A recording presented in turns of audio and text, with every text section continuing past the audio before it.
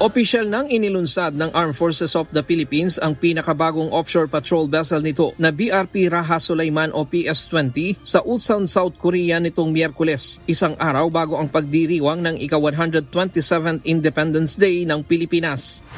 Ang launching ceremony ay dinaluhan ni AFP Chief of Staff General Romeo Browner Jr. at Mr. Ju Won-ho ng Hyundai Heavy Industries. Sa kanyang mensahe, binigyang diin ni General Browner ang kahalagahan ng BRP Raha Sulaiman sa pagpapalawak ng kakayahan ng Philippine Navy at pagbabantay sa malawak na karagatan ng Pilipinas. Ang barko ay ipinangalan kay Raha Sulaiman, isang kilalang pinunong Pilipino na buong tapang na lumaban sa mga banyagang mananakop noong pre-colonial period. Isang makabagong simbolo ng katatagan at diwang makabayan ng mga Pilipino. Ang PS-20 ay kauna-unahan sa Sulaiman-class offshore patrol vessel ng Philippine Navy.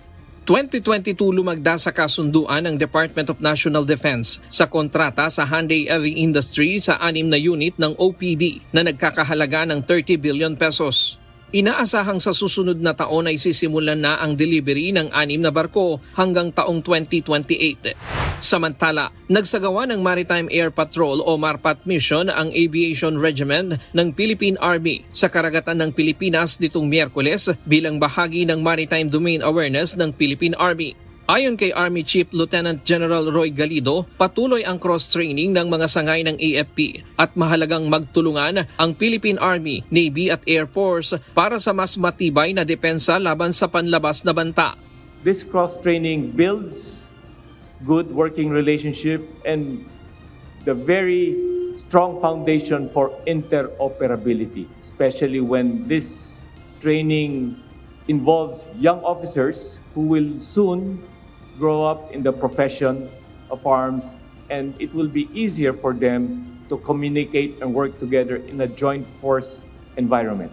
Bago ito, nagsagawa rin ng Maritime Patrol ang AFP, kasama ang ilang kawani ng media noong June 3 hanggang 8 sa mga maritime feature na okupado ng Pilipinas sa West Philippine Sea, gaya ng Pag-asa Island, Likas, Parola, Kota at Panata Island bilang bahagi ng pakikiisa sa pagdiriwang ng Araw ng Kalayaan ng Pilipinas. Happy Independence Day! Mabuhay! Ryan Lacanlale, UNTV News and Rescue. Diyos ang aming sandigan, serbisyo publiko ang aming pinahahalagahan.